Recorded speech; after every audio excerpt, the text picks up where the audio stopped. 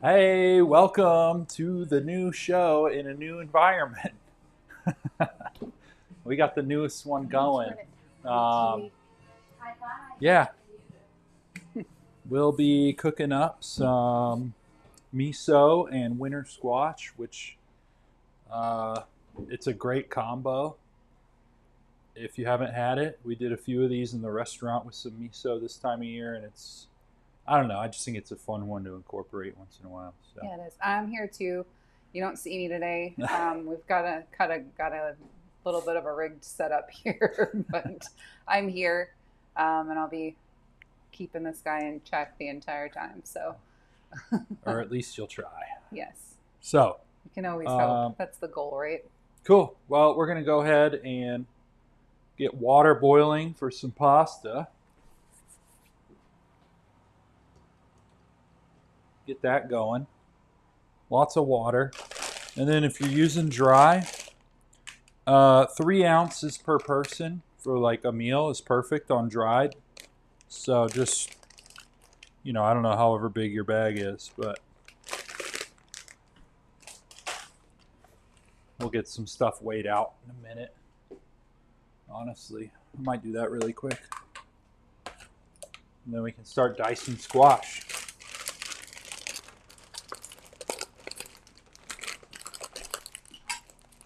I know the scale's over there, but can you work out of the corner? Work what? Out of the corner? Oh, you want me to be over here? No, I don't. We have this conversation all the time. Yeah, I know. People are here to see your smiling face. Trying to cook some good food. All right, there we go. Cool. So I'm going to leave that over here, I guess, for now. We'll cook it up later. Cool. So, squash, not roasting. This will make it really easy for us. We have these beautiful honey nuts. Move your head back. What's that? Your head. Thank you. It's hard to work with my arms extended. Yeah, I know. But we couldn't pull the camera back any further and can't see what you're doing. Wow. Sounds great. So yeah, winter squash is cool. I love the different varieties and the different use cases because you have some that are sweet, some that are savory, and then you got stuff like spaghetti squash that you can roast and then shred up like noodles. So I really love honey nut. They're my favorite. As you can see, the one that he hasn't peeled yet looks just like a little butternut squash, but with darker skin. yeah, they're typically really sweet. Super sweet. These and kogi nuts are usually my go-tos for winter squash. Well, I say that, but then I love kabocha and blue Hubbard and I don't know. But get these peeled.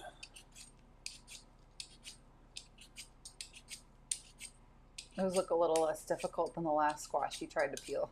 The skin is definitely not as hard. Yeah. So, yeah, we're using a lot of winter squash lately because I'm not fully ready to get into beets and carrots as much. But Well, we are in the south. You might have winter squash a little longer than you would in Colorado. well, we'll see. It's definitely a tough one.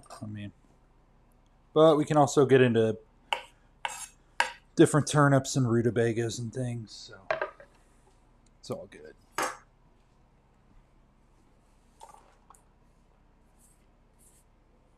Cool.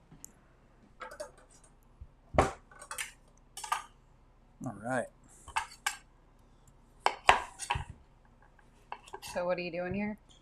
I'm going to get these diced up. You cut the top and the bottom off. Yeah, remove top and bottom to get them out of the way. Look how orange those are inside. Oh yeah, the color's unreal. Especially this one. Yeah. Looks like a sweet potato. I know. So, let's see.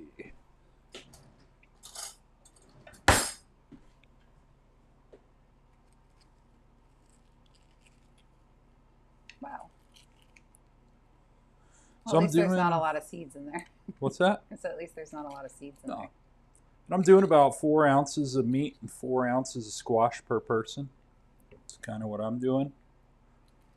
Doesn't really have to be exact, but.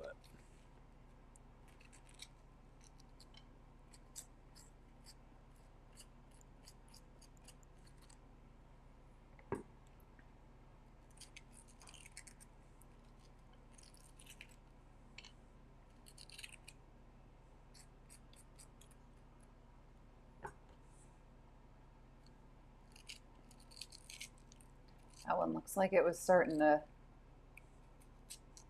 seed up the middle almost now. No, I don't know exactly what causes something in the growing. Oh, it gets like spongy and weird in the middle. Yeah, I don't know exactly what causes that, but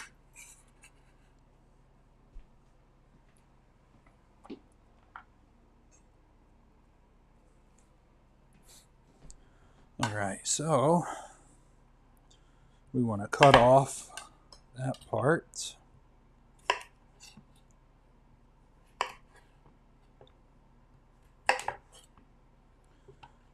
And then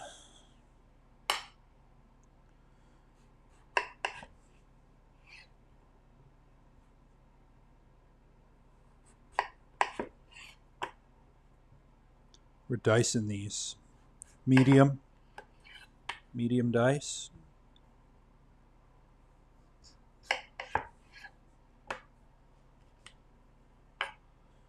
Cool.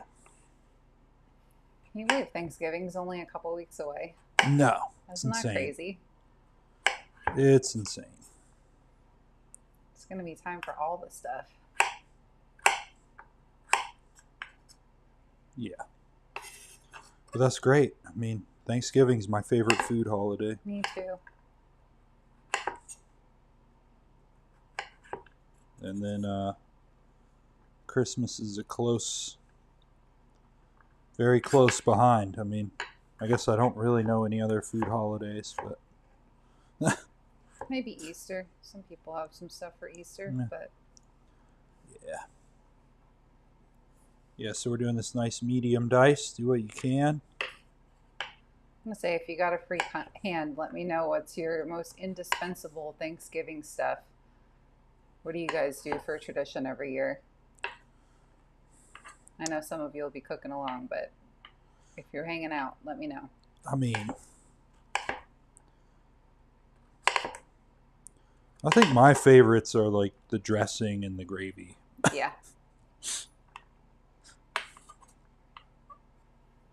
Yeah, we've been doing like our cornbread dressing for a while now. Yep. Making the cornbread from scratch and doing the whole thing.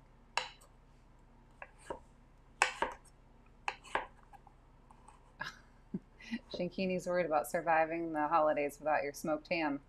You can still get it from the Buckners. I'm sure they're going to be selling them.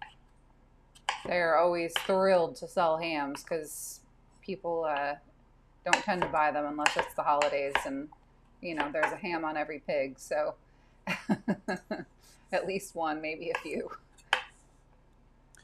But yeah, you can still get them from the Buckners. They actually smoke them too, so still gonna get really delicious stuff. Yeah.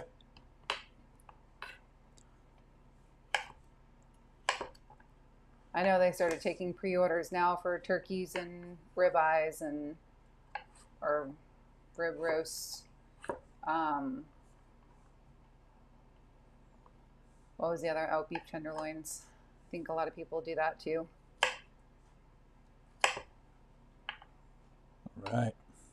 Yeah, I sent a link out in the email the last couple of weeks. If you are interested in pre-ordering, you can go on there and click through the email, and there's a form on there you can fill out to go ahead and reserve all of your stuff now if you're interested, if you're in the Boulder area. All right.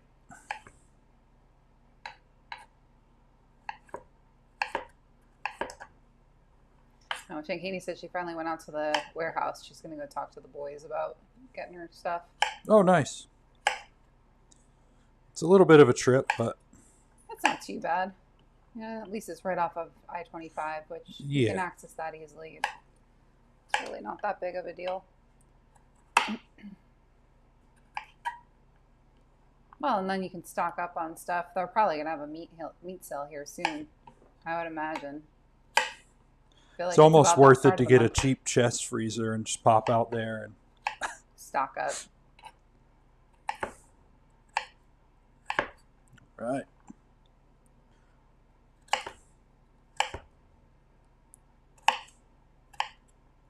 Nice. So, should have this wonderful pile of squash ready to go. Good.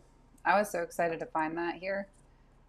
Yeah, it's cool. We're kind of getting to the season where you don't really see the honey nuts anymore. So. Yeah, once you get out of you have November, and then you're down to the stuff that nobody wants to eat. Mm-hmm. It's still good. It's just nobody eats it. All right. Get this burner going. Pasta water.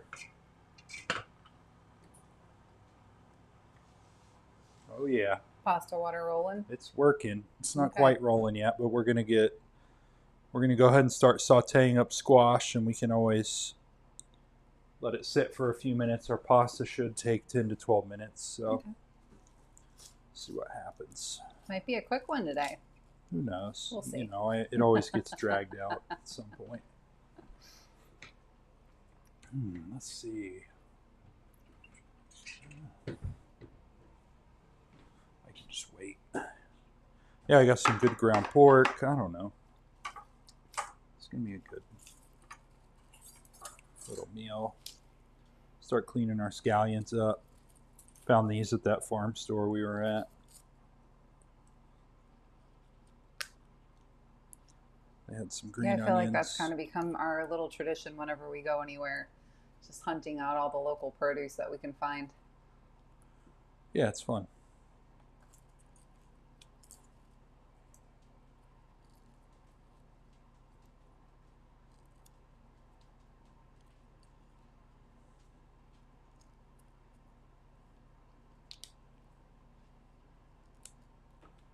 Right. Oh, Shakini's got her pastificio for this one. Nice. I don't have that out here. No. I don't think the whole grain movement's entirely moved its way out this way, but I mean, I don't know that people grow it as much out here. It's like the Midwest and Eastern Colorado. There's a lot of corn out here. That's fair. A lot of grits. Well, I guess we've got Anson Mills out this way. They kind of service the whole Southeast. Yeah. I mean, you can get it anywhere in the country now. Yeah. So. I think it's funny. There were people buying Anson Mills grits in Colorado when they had locally milled stuff. All the stuff right there. Yeah. It's a little strange. Yeah. Still for a good cause, but. Because I don't think Anson Mills is necessarily any cheaper either. No, it's more. For sure. Yeah. So it literally makes no sense. You pay to ship it across the country. What are you doing with these scallions here? I see you just yanking away on stuff. Oh, I'm cleaning all the dried, anything that's kind of dried up on the outside. So you don't chew on paper later? Yeah, just anything dried and pinching off tops that are dried up. That's all. That's all this.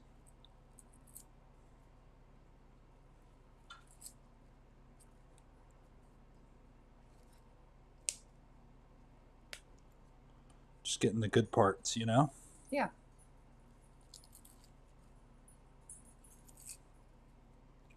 All right. Burner. Should have that pan a little warm up now. Go ahead and start caramelizing our squash. You got avocado oil in the pan? Yeah, a little avo in the pan. Got a little sizzle in there. So why do you use avocado oil? What's that? Why do you use avocado oil for those that haven't been on previous live streams? Why is it your preference? Well, I mean, it's just the avocado is a saturated fat. I just like it. It oxidizes slower than unsaturated fat would. And it has a higher smoke point too, right? Yeah, high smoke points, so it's great for sauteing and everything.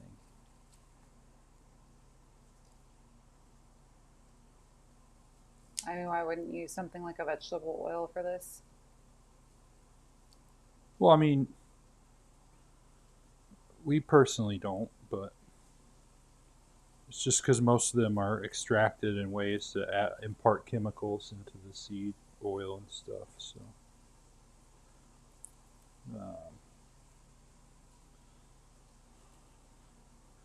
it's just the more you know about the food system, the less you're thrilled about it. Well, yeah, they use like hexane and stuff. Can you get your head out of the shot? Yeah. Thank you. It's like a total eclipse over there. Not a good way, I guess. Yeah.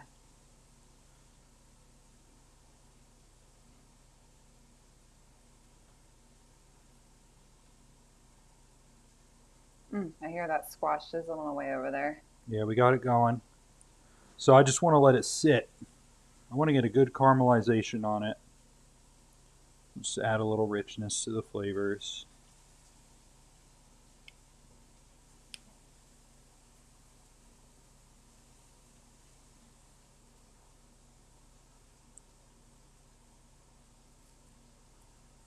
Right.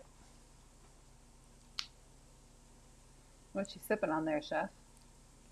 I'm not sipping on, I don't have anything.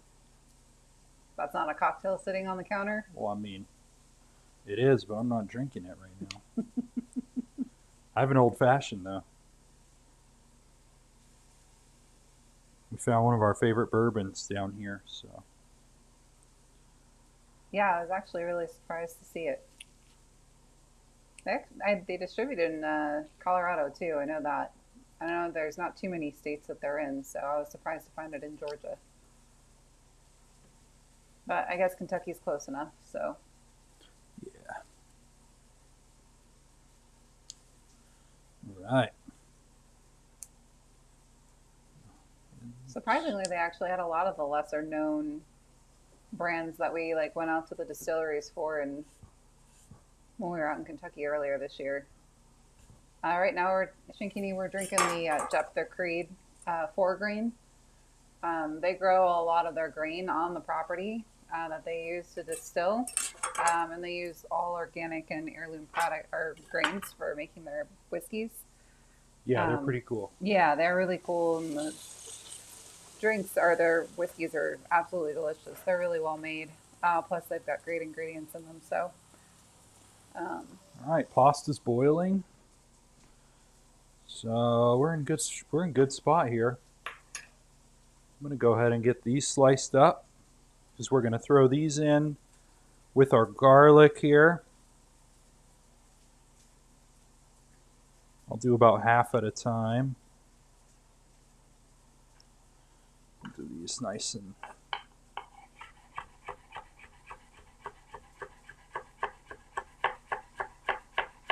oh yeah, Shinkini, we used to carry that at the restaurant. So yeah, it's you definitely, without a doubt, got it from us, and it's great stuff. And they've got a few different varietals that they do, but that one's awesome. Big fan, and not crazy expensive. right. I don't think you really get a bottle of whiskey these days for less than $40, at least not for a higher end one. So.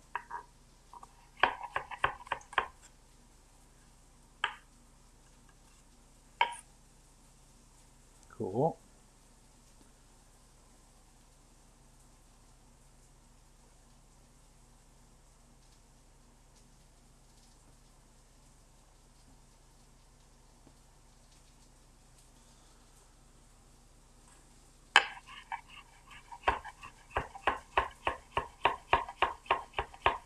Yeah, I mean, nice, unique. What's that? This would be a nice, unique take with the miso.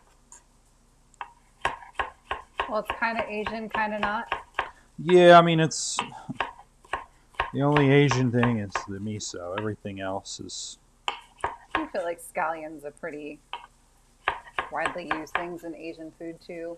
Oh, well, I mean, yeah, they are, but green onions are used everywhere, so. All right. Let's see if we got a little. Just gave it a little toss to see where we were. I don't know how you managed to move the phone again, but it moved again. I didn't even touch it, so I'm just gonna have to leave it. Thanks. So, is it overheating up there? Not yet. Cool. Well, let's see, scallion. Let's get some garlic.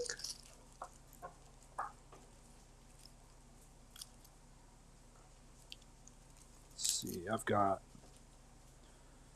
a few smaller ones.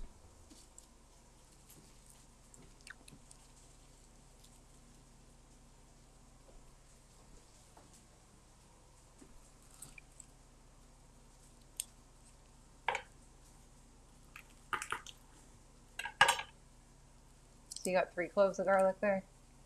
Yeah, one of them's pretty tiny. Mm. So two, 3. It's kind of, for me on garlic personally, less is more. Yeah, it depends what it is. I just think the flavor of garlic goes a long way. Certain things taste really good with a lot of it, though. Like that picadillo we made the other night, we had like 8 cloves in it.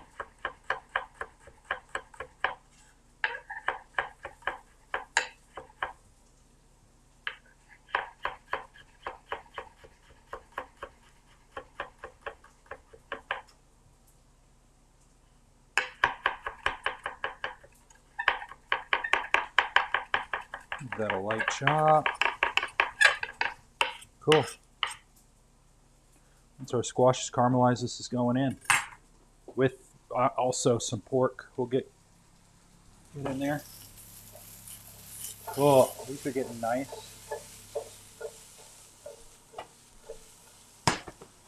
See the caramelization on there? Oh wait, it needs to go the other way. Should be about half cooked. What do you, just don't worry about it. Well, I'm trying to show people what you're doing and I can't. That's as good as it's going to get. I don't know why it keeps going sideways like that. All right. So now you're just throwing the pork over top of the Yeah, we're going to cook it in. squash. Yep. So, if you notice, I'm not seasoning anything yet. I have to wait on the salt because of the miso. We're using that as the seasoning. And we still might need salt at the end. We just need to make the sauce with the miso in the pan before we go and season with salt. So I do usually add as I go, but I don't want to get to the end of this and then just not be able to put the miso in it. So, Well, we'll just see what happens.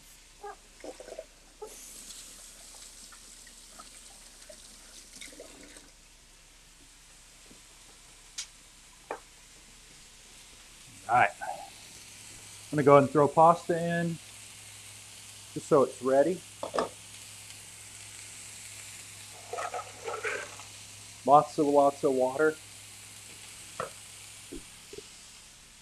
And we will reserve some for the sauce itself. All right, get this area cleaned up a little bit.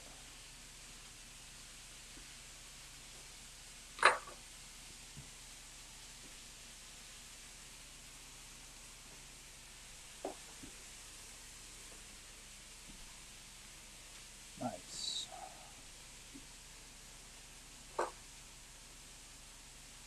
Really simple meal, almost a one-pot meal, you know? Pretty close.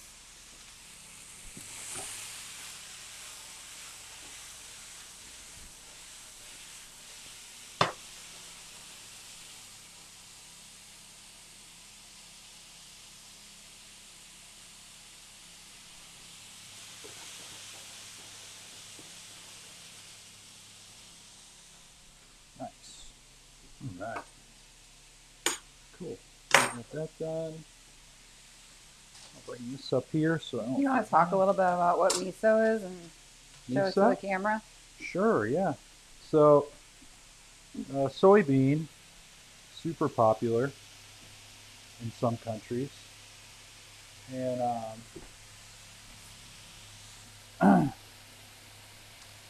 well, they take them, mash them, ferment them down for a long time, and there is probably like 1,200 kinds of miso in Japan. So to even think that I could talk about it is admirable, but well, you can at least talk about the basic stuff you can find. You might not be getting Japan's selection here in the States, but yeah, I mean, like, what is it? It's fermented soybean that they didn't mash up, and they use it to season all kinds of stuff. They put it in marinades. They put it in soups and dressings, and sometimes they substitute it for salt. It's just a way for them to kind of give their soybeans a better shelf life, as you will, kind of like how we do pickling and everything. They do a lot of fermenting over there, kimchi and stuff like that. And also kind of adds like that layer of umami to your dish too, right? Like soy sauce. Yeah. You think about it like soy sauce. It's very much a similar thing. So honestly, I'll go ahead and open this and try it.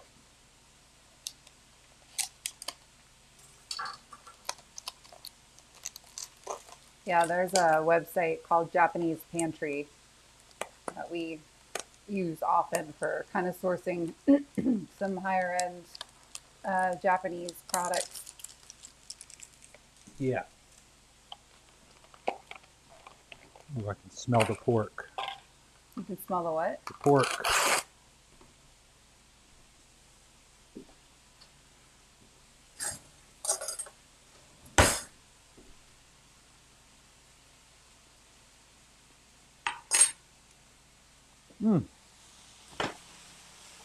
Good? It's pretty good. Okay. So what, they like ferment the soybeans and then they like mash it into a paste with salt to preserve it? Well, the salt's used in the fermentation process. Okay. So like making sauerkraut kind of. Yeah, same deal.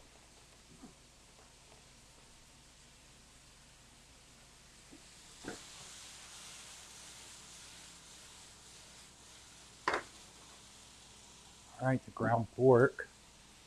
Well, that's looking lovely. Now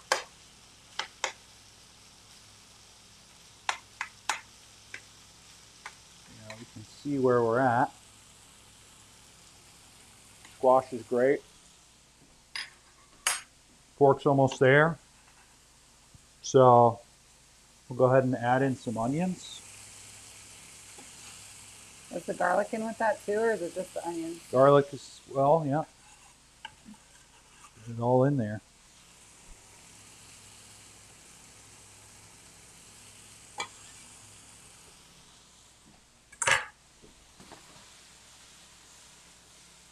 Sauce them in.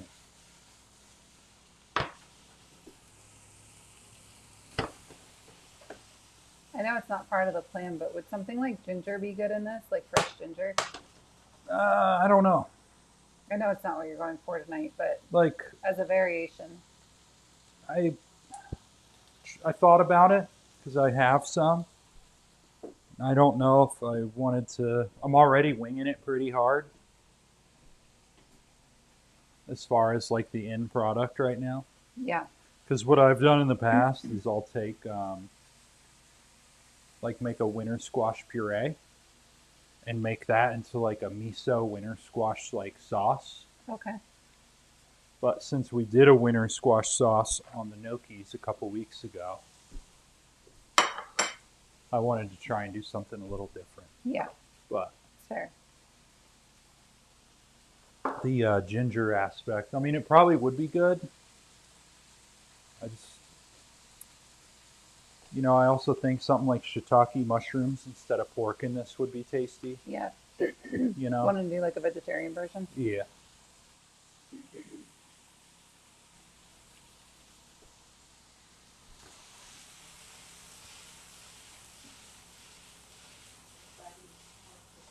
All right. So what I'm going to do is start building the sauce in the pan. So I'm going to start with about a tablespoon of the miso. Of the miso. Keep in mind, not everybody's watching. They're trying to cook along and listen to you. So yeah, I know. About a tablespoon of miso, and I'm going to get in my pasta pot to get some of the pasta water because it has starch from the noodles in it, which kind of helps thicken your sauces. And we're going to, I'll get another one.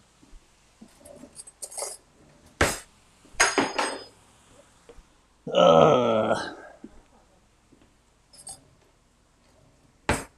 right.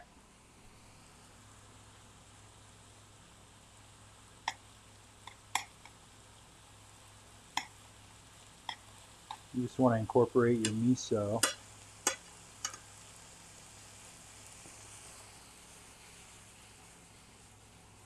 Into your pan. Were you putting butter in with that too? I'm going to. Okay.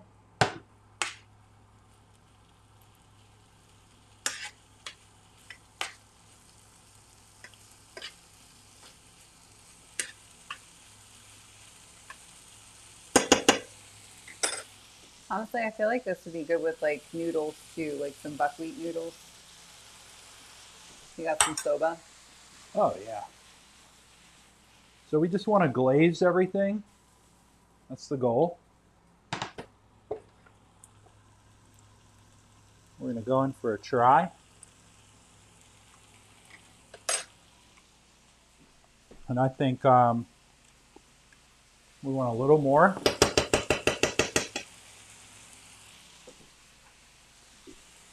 So that's another tablespoon. So, I mean, just try your sauce,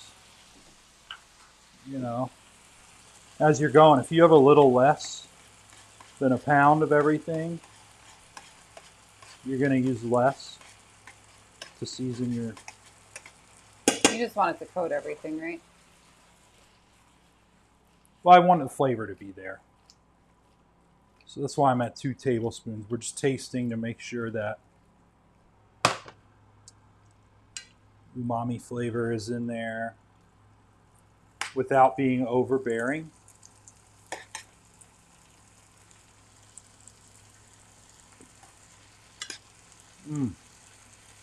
Yeah. That's so good. So we're going to call it there. I did 2 tablespoons. And hit it with a little more water. Turning off the heat. We'll toss that in. And then to add a little richness, we're going to put, just finish this with the tablespoon of butter.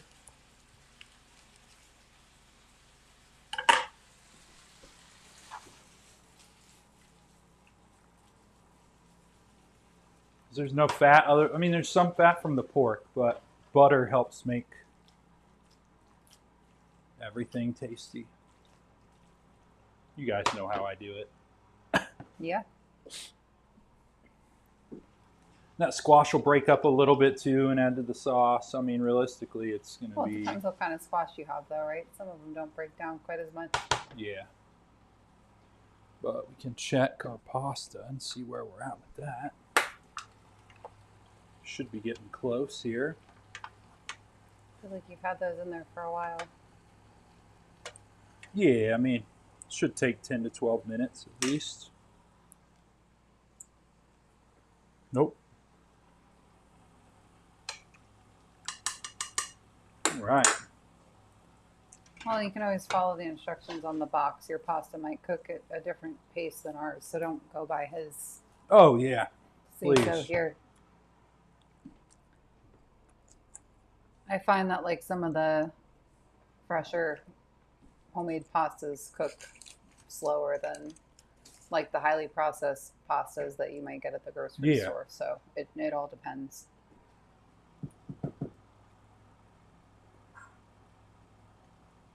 Cool. Give this another taste. Certainly smells good in here. Oh, yeah. Mmm. God, I love that. I'm probably going to do a pinch of salt. Not a lot.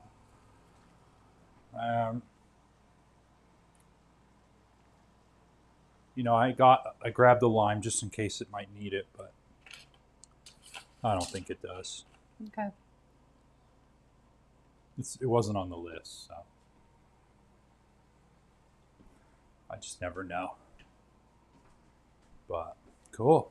Well, everything else is going on top when we're done. So we're going to do honey, little chili flake, little parm, just to finish it off. So, it's kind of Asian meets Italian. Dude, it's something. You know? Looks like your pasta pot's boiling over, It's buddy. like if a Japanese guy moved to Italy. Or vice versa. I don't know. Well, it's kind of like Peru, right? Yeah, Peru, but that's Latin America. Yeah, I know. But they have a lot of Japanese and Italian influence there. It's kind of a wild combination.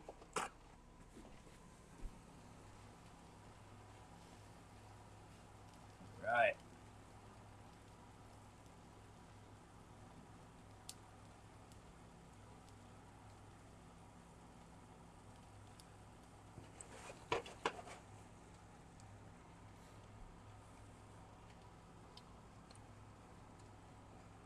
Cool.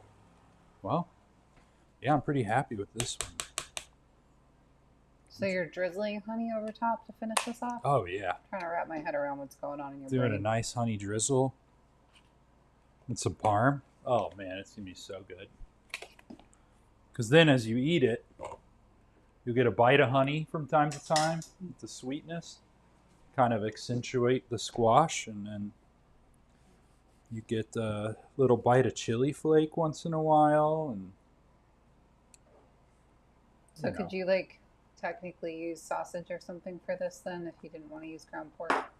Well, then you got other flavors in there. Yeah, A lot of sausage will have sage and different things or whatever. Just not what I had in mind, you know. Sure. Sage and squash is good. You're right.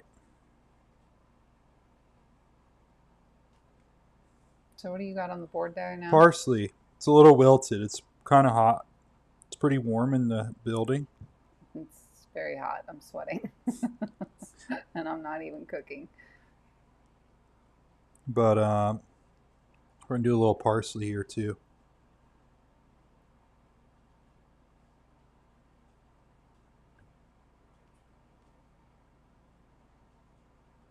So you're just going to chop that?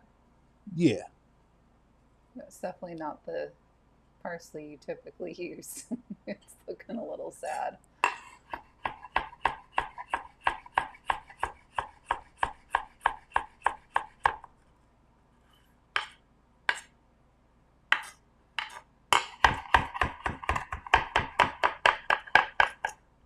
All right. There we go.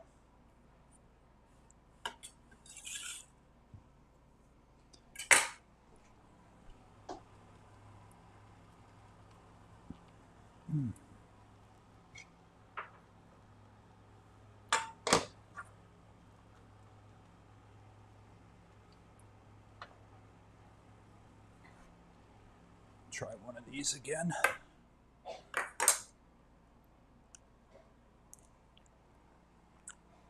Almost, guys, almost. All right. Yeah, fine. I guess I'll use the built-in feature. What does that mean? It's got the grabber.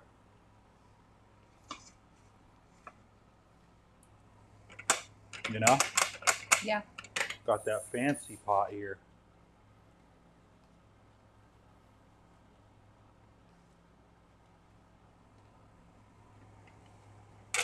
All right.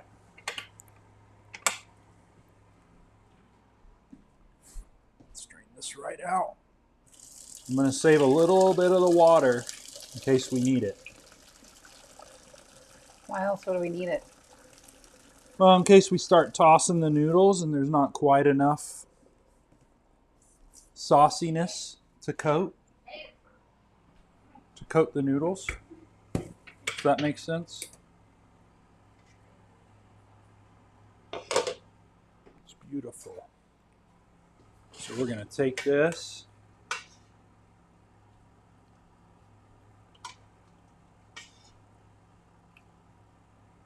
Rigatoni. It's going to be a full pan. Yeah, we probably should find our pan when we get back to my parents' house. Well, I think this is the same size. Is it? Yeah, we've just been cooking. I thought it was a little bigger. We've been cooking for 4 people regularly now, so.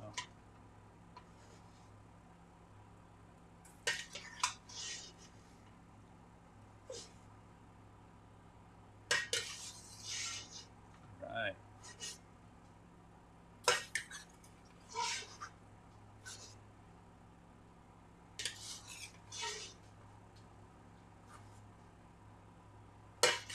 Let's go. That looks great. One more noodle.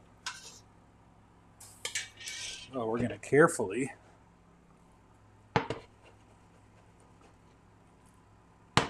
Looks like a bad idea. Yeah, it's just not going to work. I say just get a spoon and stir it. It's just too shallow. And we'll give it a little water. All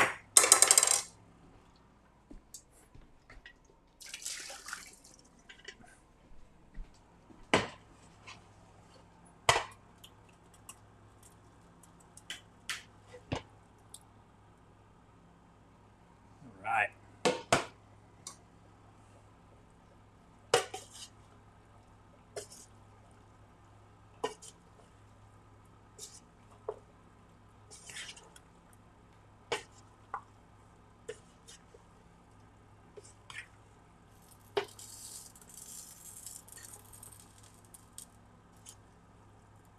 There we go.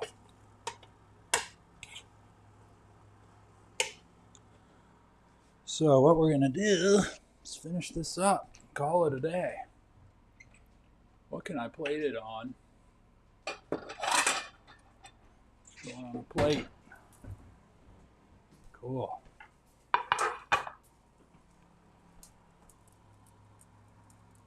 That's what it looks.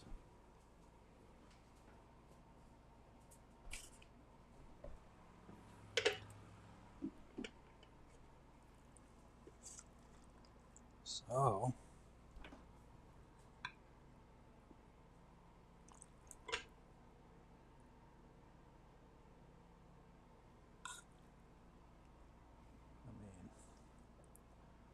don't know. It's got the fall vibes for me. For sure.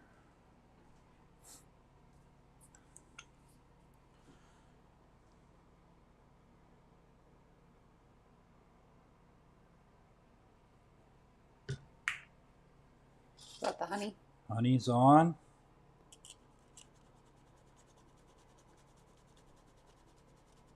I'll do the parm.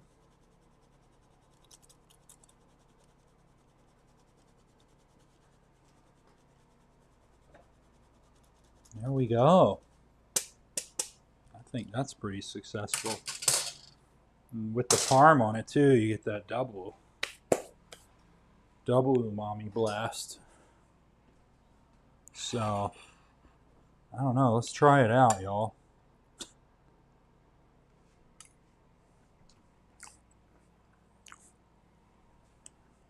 Exactly how you wanted it? Yeah. That's pretty perfect. Cool. So, anyway. Well, that was a quick and easy. Hey, sometimes they need to be. 45 minutes. Not bad for a scratch meal. Yeah. So, yeah, I mean, gosh, that's good. Yeah, I hope you guys enjoy this one. I mean, realistically, I don't know. I mean, you could make this again through probably December with local squash if you can find it. Or at least till the last markets happen, like December 5th or so, I think. Yeah. When they're doing the holiday markets. Something like that. I don't know. I don't remember. But, yeah. Well, thanks so much for being here. And next week we'll be back up in North Carolina. So another new dish will await us. So. Yeah, and we're going to get some Thanksgiving content working here in the next little bit. So oh, nice. We can kind of get everybody going. Cool. If you guys have anything in particular you really want to see, feel free to hit me up at lisa@faroathome.com. I'd love to hear from everybody and what your most pressing questions are, or if there's any specific recipes you want us to share. There's a lot of things to choose from for Thanksgiving, so I'm going to try and narrow it down and, you know, bring you guys the most value that we can. So. Well, I think the big ones for recipes wise would be like squash casserole and green bean casserole. Well, not everybody even knows what squash casserole is. Well, they should. So, and not the kind with marshmallows. No. What are you talking about? My butternut squash casserole? Yeah. Oh. Well, that's a whole different thing. That's my favorite. Yeah, I know. But anyway, cool. Well, you guys enjoy the rest of your weekends. We'll be back next time with something cool. So. Shankini said she wants a killer dressing, please. The what? Killer dressing. Oh, hell yeah. We'll get it worked out. The cornbread dressing. Cool. Sounds great. Well, yeah, you guys enjoy, and we'll be back next week. Yeah, we'll see you guys next week. Sweet.